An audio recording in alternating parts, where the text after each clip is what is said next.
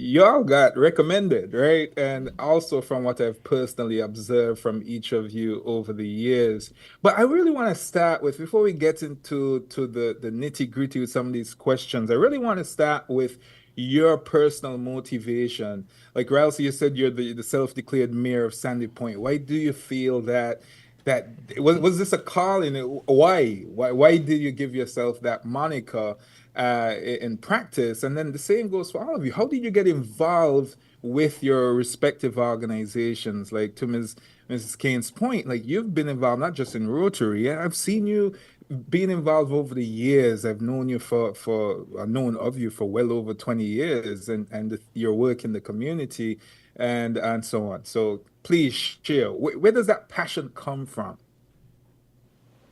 For me, I believe that it is embedded, being a Sandy Pointer. We are very boastful, and we are very boastful in saying we are very boastful. So it's a double set of boasting. However, I grew up watching my father, be not necessarily in formal groups, but giving back to Sandy Point. And I think, as I said, it is embedded in us that we have a sense of pride that when it comes to community, we are going to jump in and we are going to make it happen regardless of what is happening outside in the Federation. We thrive ourselves being the best in everything. And it starts with us having the best community. So I think that in particular, watching my father, be selfless in the community. And then somehow or the other, I happened to be the reigning Miss Easterama Queen at about Okay. maybe 16, 17 years old. And the festival died, and then I was like, well, I want this crown out of my house, so what can we do? And I gathered a group of like-minded persons who wanted to reactivate a community festival, and then since then, it's been nothing but Sandy Point, Sandy Point, Sandy Point. Oh wow. Okay, so you've had a number of years in this. Yes. Awesome, awesome, awesome. I know so many people from Sandy Point, and you ask them if in international settings where they're from. They never say they're from St. Kitts and Nevis. They always say they're from Sandy Point. So what about the others? How did you get involved, Abby? I guess for me, it started when I was younger. I think my mom always instilled in us that we need to leave this world um, in a positive way. So we need to have a positive impact on the world. And so I think I went into public health really because I saw that there are a lot of health issues that we face, especially the Black community. We have a lot of health issues, a lot of health inequalities, and I really wanted to do something to address that. I really wanted to, because there's so many issues around health that through education we can address, through policy that we can address. And so I really felt that we could make a difference by starting an NGO that really would focus on some of these issues. So in terms of the Lake Health and Wellbeing itself, Lake is my mother's maiden name, and really it's been set up in sort of tribute and in memory of all the lakes that we've lost too soon due to health conditions. So our charity focuses mainly on non-communicable diseases, and we've lost a lot of family members to non-communicable diseases. And so really, this is an NGO that's aiming to target NCDs and really stop us from losing too many people or many more people to these diseases, which a lot of the times are preventable. So I think in a sense that's where how I got into the charitable sector. I also had worked previously in the charitable sector in the UK, and so gained a lot of experience from that. And as I said, it's just really something that's been instilled in us as youngsters that we really need to leave this place in a positive light and really have a positive impact on the world that we live in. So that's how I got into it. Oh wow, thank you so much. Marcus. Yeah, so I think I hinted at it a little bit when I said my father, it's in memory of my father who passed away from kidney cancer when I was 12.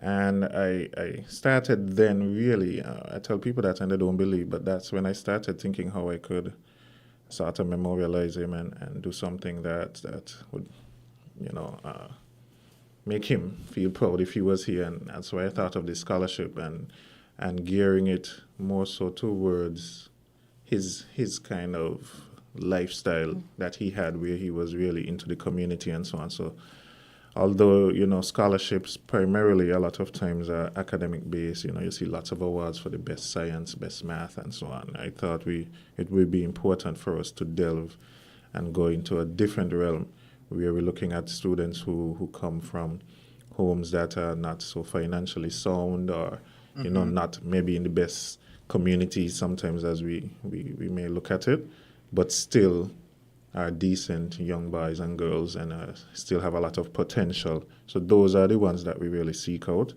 And over the years, it's proven to be quite a good way that we've chosen, because they've all been excelling in their various spheres.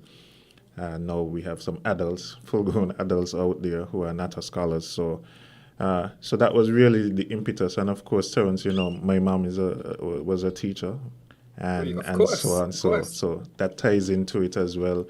And she's very big in the community as well. So it was just imbued in me and my siblings, I think, as Ralsei was saying, seeing her father doing work, you see your parents doing that, and so on, and you just take example from that. Awesome, and of course I know your mom. Your mom taught me kindergarten, and she's still a big supporter. Every time I post on Facebook, there's Gwendolyn Natter, right? So that's so meaningful, honestly, as a past student, when your teacher remembers you. Mrs. Keynes, how did you get involved? I wish I remembered. Because Well, that's a good thing. Yeah, because you're asking me to dial back to when I was probably around 12 years. When somebody came to my mother to ask me to join AYPA. And although we were a church-based organization, we still did a lot of voluntary work. And I think that is where it started. And I guess growing into adulthood, I actually was the second vice president of the St. Kitts Youth Council. Not something that I even remember, and a lot of people probably even know. And I think that position then made me a PRO or something like that, because I think they had like 3 vice presidents then. So I'm always on the serving end of things. I tell my friends that I feel like I was born to volunteer, but I'm kind of pumping the brake on that now, because it's time for me to get paid for my services. There's nothing wrong with that at all. Exactly. And then when the Rotary Club of Lyamiga was started 20-something years ago, one of my best friends actually, Rosita Jeffers, because of course Rotary is an organization that you have to join by invitation. You just can't say I want to come a member and knock on the door and sit in a meeting. So she invited me, and shortly after she exited, and then I became the secretary and replaced her. And so here I am after all these donkey's years, still serving, still volunteering. But it does give me a sense of worth, that I can be of help to my fellow men. So, it's not a paid position, but it does have its reward that really can be monetized. Yes. Look, we're moving as a society to more of these causes, these driven causes. We've seen it on social media. We've seen leveraging platforms like GoFundMe. We've seen activists like Kyle Marshall, and I think there was another guy that helped him. They came together and they raised a lot of money for children in need and things like that. So volunteerism and community involvement, I see that increasing in our country. This is a good thing. But in your experience, how does volunteering benefit both the individual as well as the community at large? Because some people still do not get it in some cases, I think. Anybody? Okay, I think volunteering has a number of benefits. I mean, we even know the mental health benefits of volunteering. So we know that people that volunteer have better mental health, more strong in terms of their character. But in terms of how it benefits both further, so from the point of view of the charity, charities, we are very resource strapped. So if we have volunteers that can assist us, that really makes our lives a lot easier. We have people that can implement some of the projects that we're working on. We have people that can even give us advice, whether that is you are an accountant, a lawyer. All of that can really contribute towards us helping to achieve our charitable aim. For the person that is volunteering, like I said, it has mental health benefits, but it also has benefits in terms of developing you personally. So you can develop a range of different skills. So whether it is that you're looking to develop your people skills, whether you're looking to develop some kind of experience, all of that is beneficial. A lot of the times we target young people. So for example, we currently have a youth advocacy program that we're working on, and that gives young people the opportunity to use their skills, get experience, which is beneficial for their CV, beneficial for the academic development as well. Sometimes we also work with the medical school, and they would volunteer to help us in terms of research, and that allows them to gain research skills and experience. So I think volunteering has benefits for both parties. For the charity, it helps us in terms of implementing our projects and achieving our goals. And then for the person that's volunteering, it also helps them to gain some really useful skills and also to improve their mental health. But there's also social benefits because you're interacting with other people, you're meeting new people as well, and you're getting new opportunities. Recently, we were able to send one of our volunteers to Jamaica for a conference through a grant, and so that's an opportunity to see the world, interact with other people in the field as well. So there are a lot of benefits to volunteering. I love hearing that. Anybody has anything else to add to what Abby's saying? Well, mine is Christian based. I mean, there are two things that I think about when I impact people in this way. The scripture which says it's more blessed to give than to receive, and the other one which says, inasmuch as ye have done it to the least of these my brethren, ye have done it unto me. And a lot of what we do even in Rotary really helps our senior citizens more than anything else. When we give care packages, when we go to the Sadler's Home for the elderly, I mean, we see older people. And for me, I think that there's nothing more worthy than an older person telling you, God bless you, when you do something for them. And I mean, I've been blessed so many times by these old people, by the senior citizens. And you hear these stories about, the struggles in the 50s and the 60s and working in the cane field and perhaps, can't do a lot for themselves now, and somebody can come back or some group can come back and help them now. I mean, it is something, it is almost indescribable. You really can't put it into words when you see their eyes light up because somebody remembers them. It's an experience that is hard to describe except you experience it your own self. So for me, that is one of the things mainly that keeps me volunteering. That's beautiful. I got involved at a young age. I guess my grandmother had a Sunday school.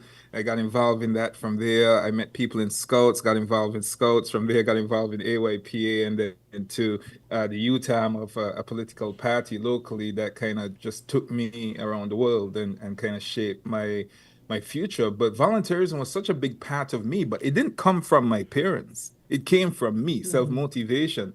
So Marcus, Ralcia, you both talked about how seeing your parents be involved in the community and doing the work positively impacted you. So here's a question for both of you. And I think Abby, you talked about how experiences in your family as well.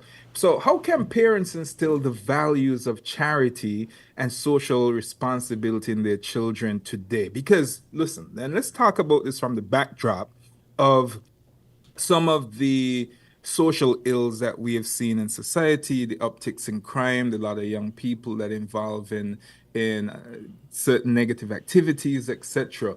I see volunteer work like what Mr. Skanes just said, how the positive impact that we feel and we get from participating. So how can parents instill these values of charity and social responsibility in their children? Oh. Okay. So she gave me permission to go. I'm the thorn here among the roses. Yeah, so, I mean, we say here what children live what they learn. And I think the only way, or the best way probably parents can do that is just by their actions, right? We we're in a society now where I think parents are very busy. I use that term loosely, but we're very busy, right? We're striving for careers at a younger age. You don't have, like back in the 50s and 60s, as Mrs. Kane said, about parents who just go to work, come home, and that sort of thing, right? They're very, very busy people, parents we are. So it's by actions, right? It's by actions. You see what your parents do. I mean, I saw people coming to my house all the time, and my mother giving them clothes and my clothes, and and sitting down and doing homework with them, and I mean, this is after After hours. school, right? Now I don't know the teachers. Maybe when the bell rings at 3, I don't know, 3:30, they're probably gone, and they're their ends for most of them. But she was like 24/7. My father was out there 24/7. Leave work and go around in the community and so on. And so back in those days, you had to go everywhere your parents were going, right?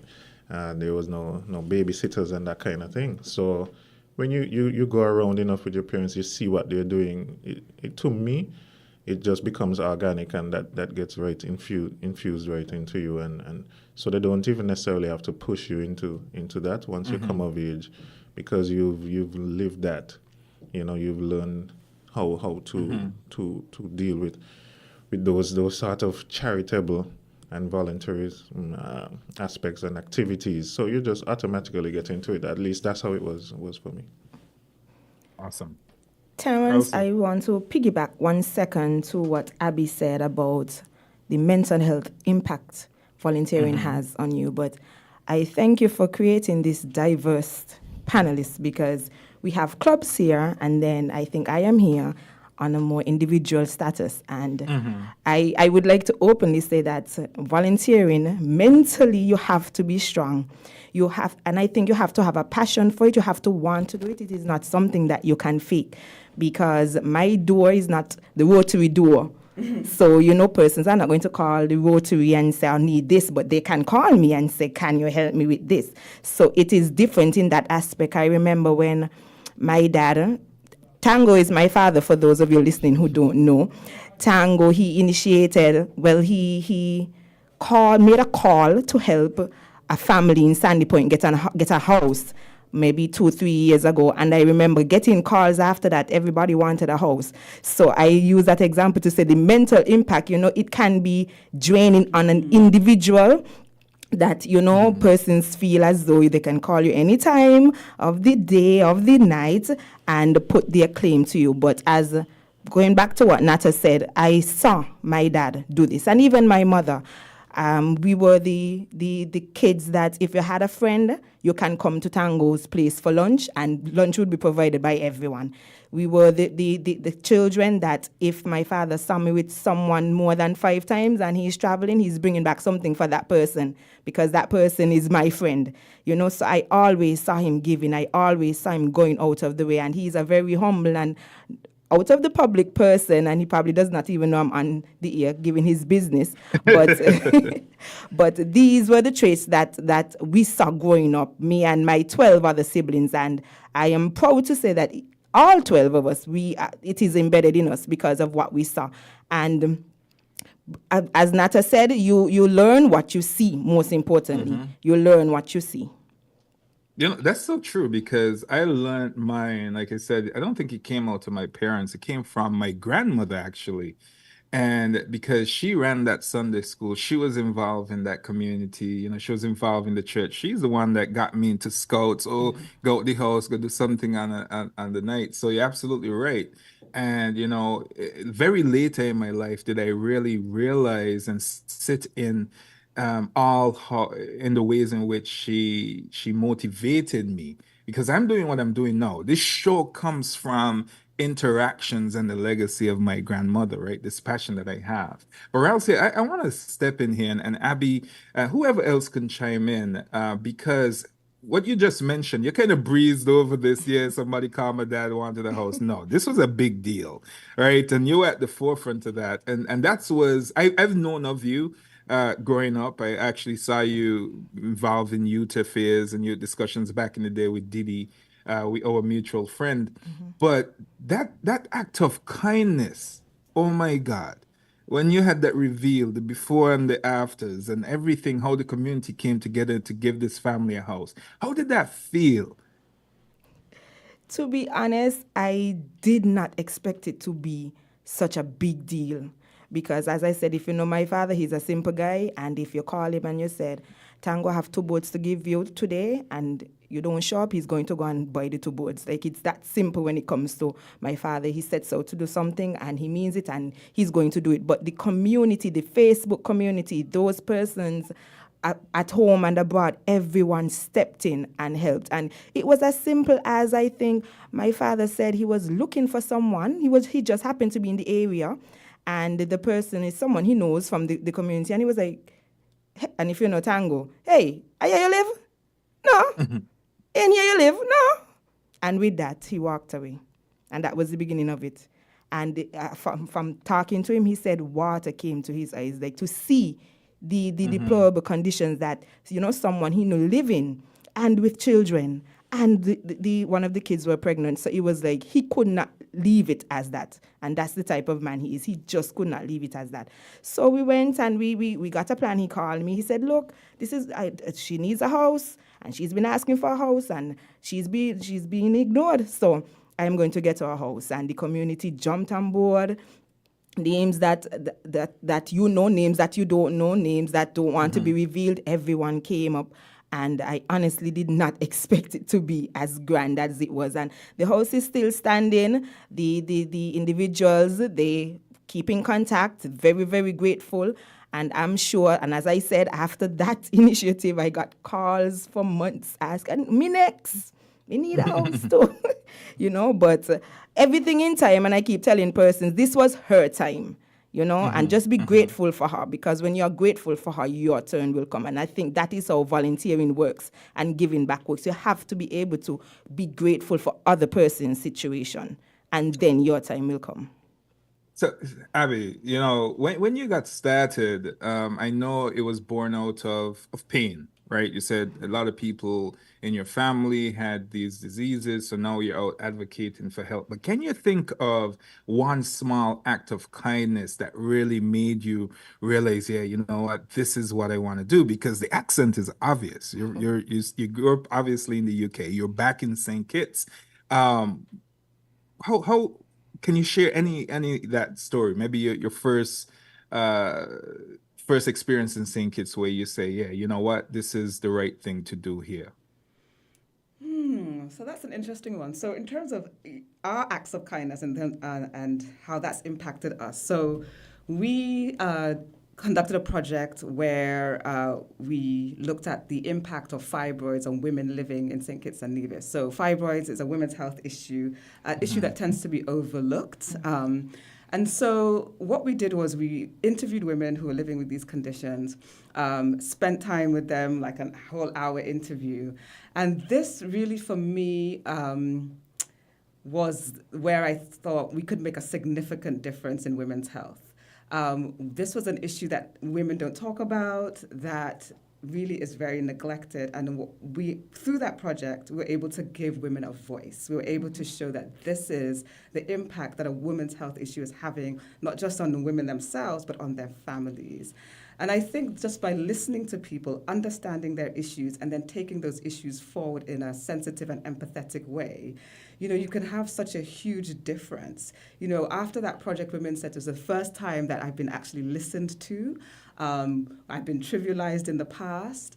And so I think things like that, when you engage in things like that, it really does make a difference, not just for you, but for your organization, because you can see that the mission that you're on is really impactful.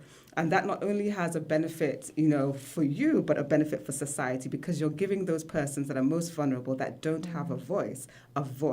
You're advocating on their behalf. People that might not necessarily have the energy to advocate, people that might not necessarily have the time to advocate, you're the one doing that on their behalf. And that's hugely impactful. And I think acts of kindness like that really make a huge difference. And it doesn't have to be a big act of kindness. There are all these little small acts of kindness that add up, that make a huge difference. And we can all really be agents for change in our daily walk in life. So whether it is just helping someone with their shopping or just those tiny little things, those are all acts of kindness that can really make a difference. Right now, I think we're in a space and a place where things seem very negative. We have a couple of wars going on. We've just come through the COVID-19 pandemic. There's so much negativity. And I think an act of kindness is like a breath of fresh air.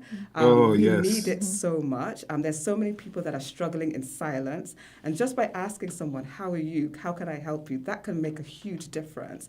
And so I think, we all, every day, we should all strive to do just a little act of kindness. It doesn't have to be anything major because it can really make a huge difference. Sorry, I'm rambling and I probably didn't answer your question. But you definitely answered the question because you talked about giving the voiceless a voice. And that's so important, right? And to be seen, same thing with Ralph's story. So I want to shift gears a little bit. Let's talk about local businesses. See, my sponsor is First Federal. And First Federal Credit Union, they've been on the scene, what, 5 to 10 years, somewhere in there. They're relatively new, and they should probably know when they were established. But I'm always seeing them sponsoring events, sponsoring organizations, etc. So it really got me thinking about corporate social responsibility. So I want to throw this on to Mrs. Keynes, Dr. Nata Marcus. I'm sorry, you work for the title. I'm going to acknowledge it. How can businesses in our country contribute to the social causes or the environmental causes? We see through Tricia King a lot of uptake, these beach cleanups, the marine awareness and all that. So how come corporate society, businesses, get more involved? Or are they involved enough, in your opinion? You want me to put on my corporate hat again? Yeah, we got to. We're bringing those years of experience. I think it is important for any corporate entity worth its salt, to give back to the community from which it gets its profits. And in that respect, most businesses have a budget. Sometimes it's minuscule, that is dedicated to a particular cause. Some people, some entities select a specific cause. It could be health, it could be environmental, it could be sports. But yeah, we are seeing some of that, but not as much as it used to be before. I think the businesses still tie how much they could give back into how much profits they make. So I guess if these are days that are maybe mean and lean, then you don't see or hear them so much in the community as compared to days when they're really making a hefty profit. But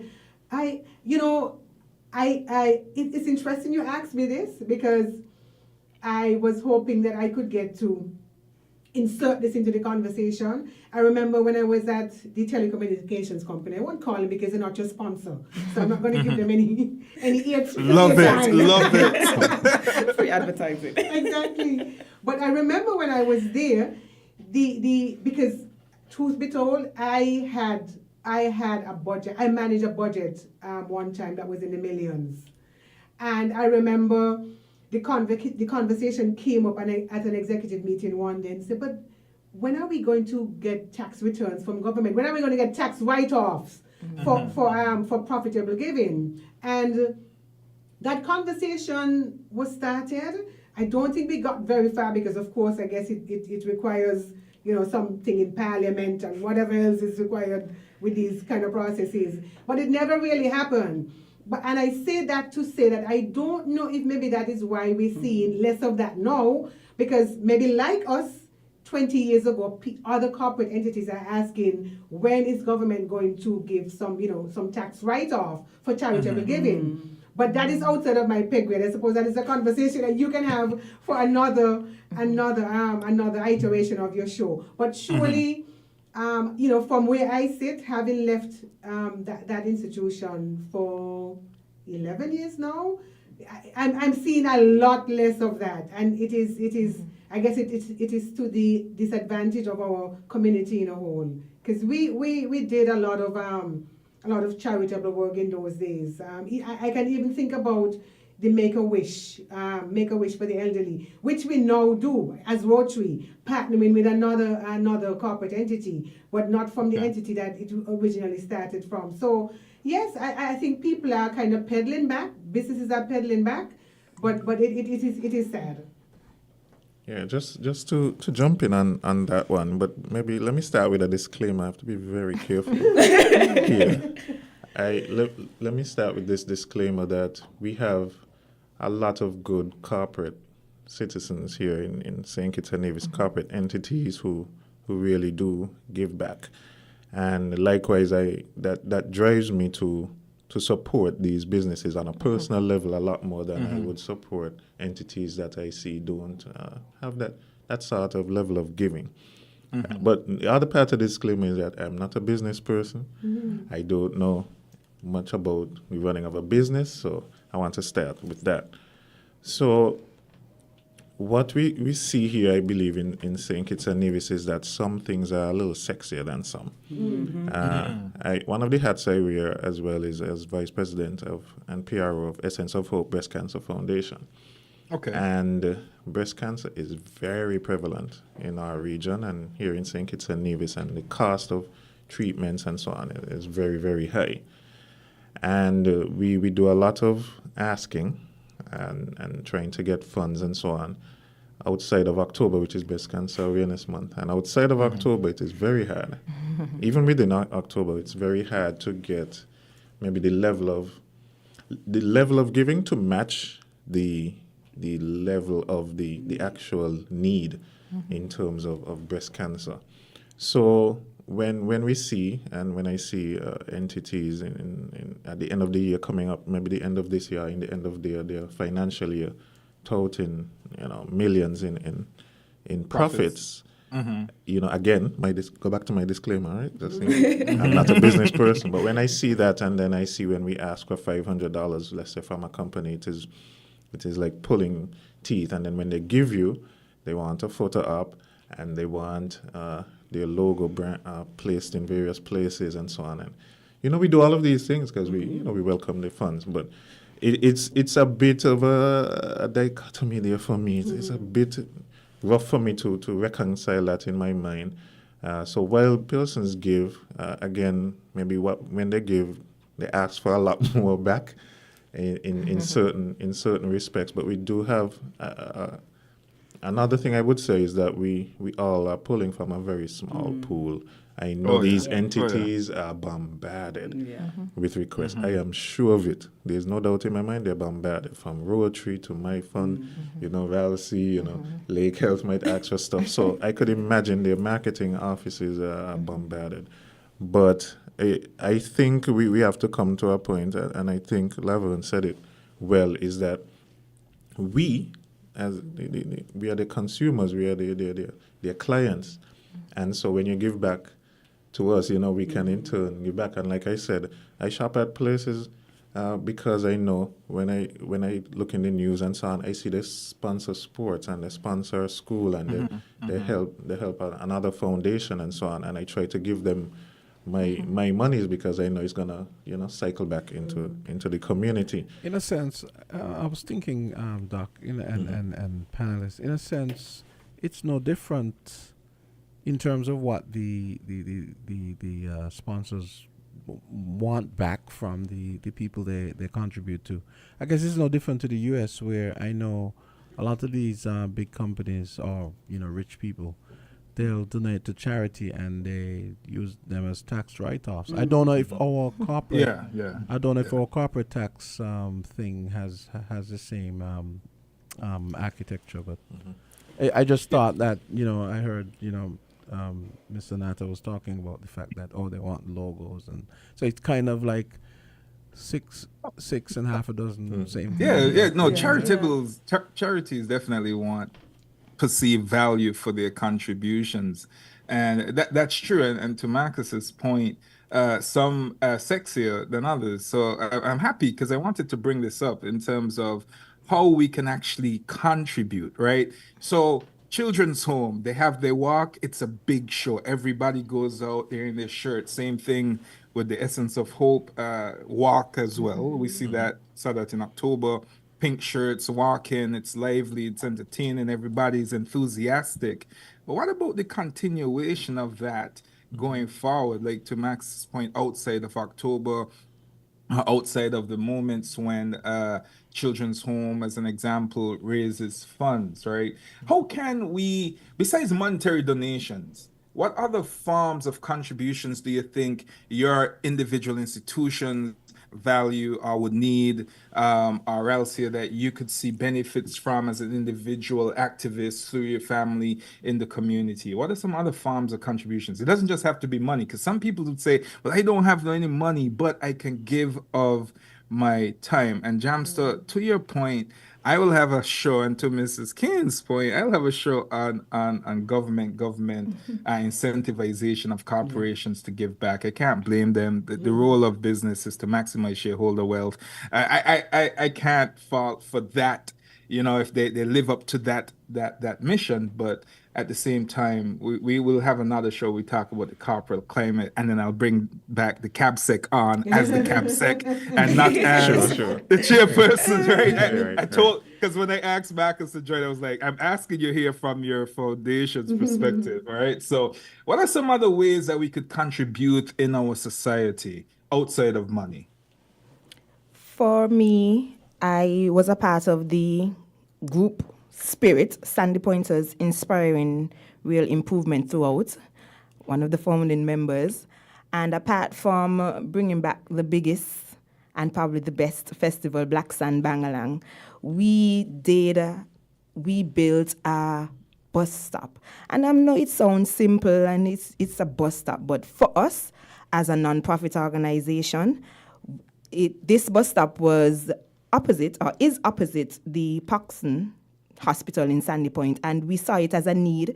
You're coming out of the hospital, the elderly, you don't want them to stand on the sidewalk, accidents can happen, anything can happen. And we asked, we just went around the community and we asked for little donations, cement and sand and lunch, water, got some persons to do the work for free. And I think that is probably one of the most remarkable things that I think can come out of the group, because it's no longer, that we were able to provide a real decent bus stop for Sandy Pointers. So even 20, 50, 40 years from now, it's still there, hopefully, and it will remain, that you can drive to Sandy Point and you could say, oh, I remember when that group Spirit, those young people, they came together and they built that bus stop. So apart from giving money, you can give your time. Simple things, placing bins around the community, placing benches. Benches is another thing that we saw were needed and we adhere to. And as an individual, I think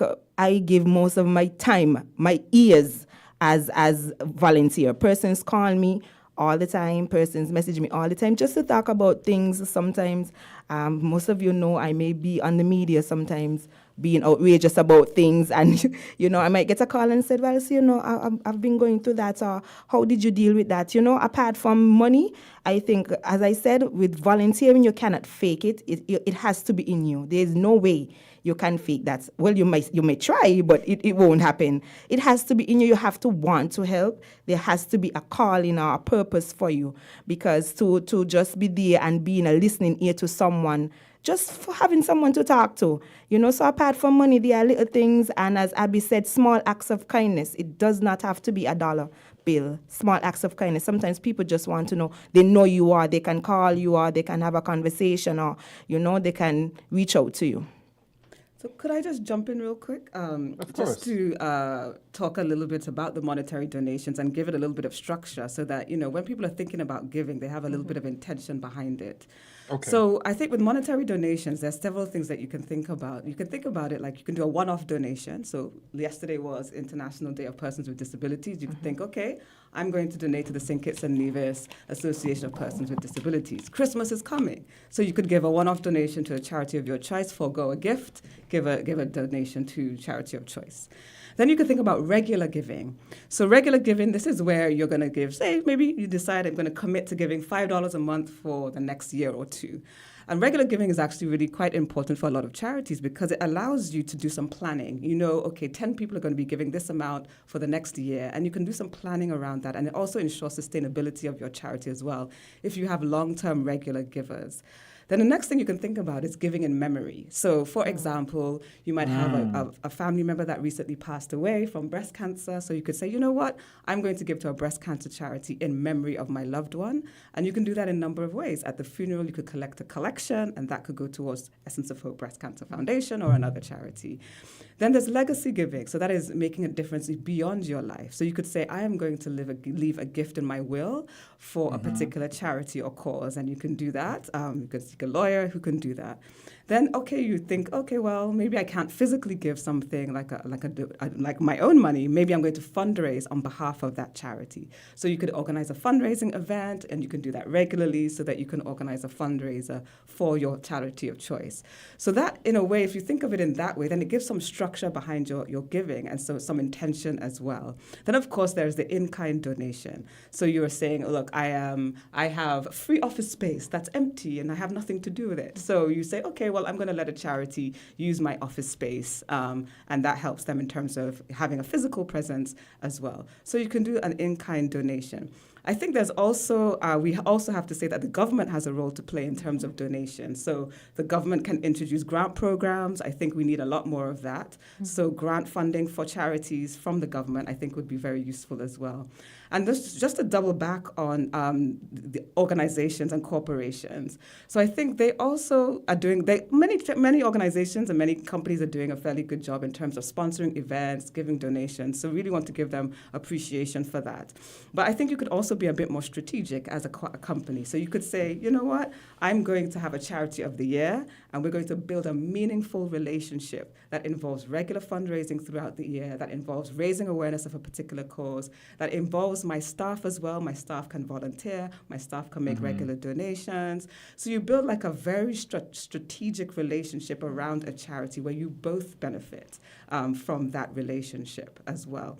I also do think, and I'm just going to end in terms of this portion, I do think, and I agree with Ms. Keynes and Dr. Natta, that we do need to incentivize persons to give. So whether that is individuals, but also companies, we need to incentivize them to give. Whether that's tax breaks or whatever it is, we do need to have some type of policy to incentivize giving in St. Kitts and Nevis. Amen. Amen. Wow. I agree completely with everything that you said. And actually, if I was to just review a little bit about what was just said in the past 5 minutes, we talked about integrating charity into our financial plans. And Abby, you did that so eloquently, making it part of your estate planning, making it a part of your annualized budget, right? Even in the absence of tax benefits, right?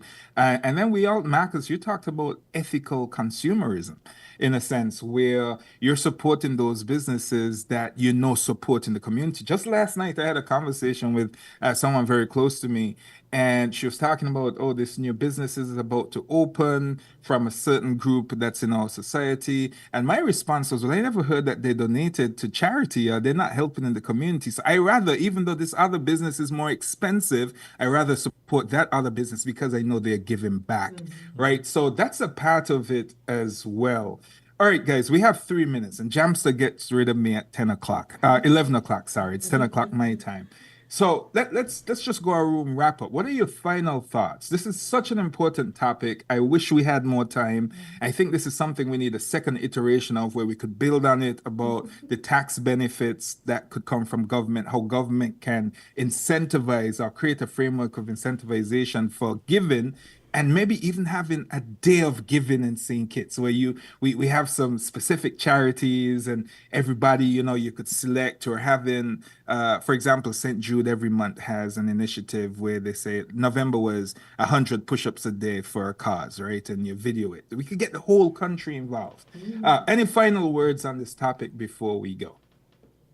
I like the sound of that thought you just shared. But yes, I think Abby did a great job. I was wondering, she was peeping on my notes here. Because I made a quick note of some of those things. Even pledges. But and so if they, I hope that if there is anybody who is listening and is now left wondering how they could, assist the charitable organizations, that they could, literally pick from one of those suggestions, because Rotary does a lot of work in the community. We've seen a lot of things. We bring a lot of cheer to people. We've adopted the Saddlers Home for the elderly. We buy them appliances and all of that. And so we want people to disabuse their minds of the fact that when they support these activities for our organization, maybe one of us take the money, because there are people who think like that. And so we want them to see exactly where the money is going back into, to help social needs in our society, and truly help our society on a whole. So support Rotary, because Rotary supports the work of the community. Terrance, I wanted to say, on an individual basis, it's Christmas in 2 weeks, and I want your listeners to know you're not too small to give. You don't have to be the Rotary, you don't have to be Essence Breast Cancer Group. You're not too small to give. It's Christmas. If you know you're going to get a ham from Marcus and a ham from Laverne, give your neighbor a ham. If you know you're going to get a case of drink from Jamster and another case of drinks from Abby, give your neighbor. You're not too small to give. It's a simple act of kindness. Just pick someone in the community who you know, maybe not as fortunate to have a ham. Don't save one for Christmas and the other for New Year's. Give somebody something this season. I love that. I love that. Okay, I think my final words really are, there are a lot of good causes out there. And I think, just see what you can do to support those causes. Seek out a cause that you're very, very passionate about, and support that cause in any way that you can. So if it is giving a monetary donation, volunteering, even just raising awareness of that organization, that's really going to be very positive and impactful. But also just think about your neighbor, as Ms. Glasgow said. Think about your neighbor. Think about those persons in your community that are quite vulnerable, and how can you support them and help them, particularly going into the Christmas season, which for some can be a very lonely period. So what can you do to support those persons in our community that really need help and advice and support? So I think any little act of kindness that you can do will go a long way. So thank you for the opportunity to be here. Appreciate it. Dr. Nato. Yes, first, I just want to thank the ladies for being with me during this and making me feel welcome. And thank you, Terrance and WINNFM, for the opportunity. From my perspective, again, we're in the hat of the William Marcus Nato Memorial Scholarship Fund. We really try to embody the fact that, the earlier we get children and young people to really be civic-minded and be more concerned about those around them, their neighbors, right? Love thy neighbor and so on, that the better assets we will have in society when they become adults.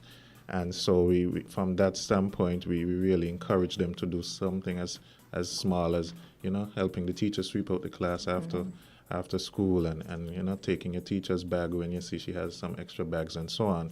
And that's been working quite well, and we hope that continues. So as all of the fellow panelists have said, I think you don't have to be rich to serve or volunteer or anything like that. It's not about money. It's about your time, your passion that you have. And, you don't have to start a scholarship fund or join Rotary and all of these things. There's something you can do if you think hard enough. And whatever you think you're giving out, you're definitely going to get something back, but you're going to get much more than you think you'll ever expect to get back. So thanks again for the opportunity. Incredible parting words. I want to thank my esteemed panel. That is the word. It's an esteemed panel. Some I know, some I did not know. And I'm Abby. I need to meet you. I know everybody else but you. So I'm home within a week, right? So hopefully I know I think I know where you guys are. You're over at Jack Tar. Well, it's not Jack Tar anymore. It's Royal Sinkins. No. People mix us up. That's not us. That's not us. Oh, my bad. See, my bad. Okay, look. Similar well, names. I'll find you. So yes, it'll be a challenge. Come and find us. all right, it's after 10, so Jamster, just please bear with me. We talked about so much today, so many powerful topics, and I have to revisit this in the new year, because I think for some shows, an hour is just not enough, right? And I think this is one of them. And you guys gave so many great ideas on how we could build on it. And I want to just say, each of you have impressed me thoroughly today, and I'm not easily impressed. And you're absolutely right. We need to find a way in which we could give back. This is one of my ways to give back, right? This literally is one of my ways. This show, which Win FM is not paying me for, this is my passion, right? So I'm so happy to have a national platform where I can engage people like yourselves to give back. And then even again myself within the community, I do a lot of free consulting for small businesses. So if anybody wants that, this is my way of giving back. And obviously through donations, this past year I sponsored a daycare center and hoping to do more and on a larger scale going forward. So I'm motivated, and seeing the work that each of you do has left me even more motivated. So I want to thank our listening audience. I know we had some technical difficulties with our live streams on Facebook and on YouTube, but I think we're building momentum when money matters and people are listening. I just got a text that they were so impressed with the panel, so give yourselves a round of applause.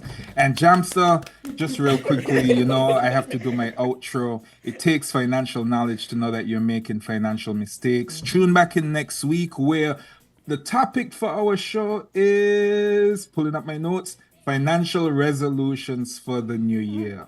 Financial resolutions for the new year. I will be in studio with you, Jamster. And So that was you'll my get next. to That was my see. next question, actually. Okay, good. So you I just will be answered in it. studio with you. You'll see my pretty face, and hopefully we'll get most of our kinks worked out by then. But thank you guys so much. And you're doing amazing work. Keep doing it. The impact that you're having, trust me, knows no bounds because you're creating that next group of civic responsible individuals. Have a marvelous Monday and enjoy the rest of your week. Thank you. Thank you.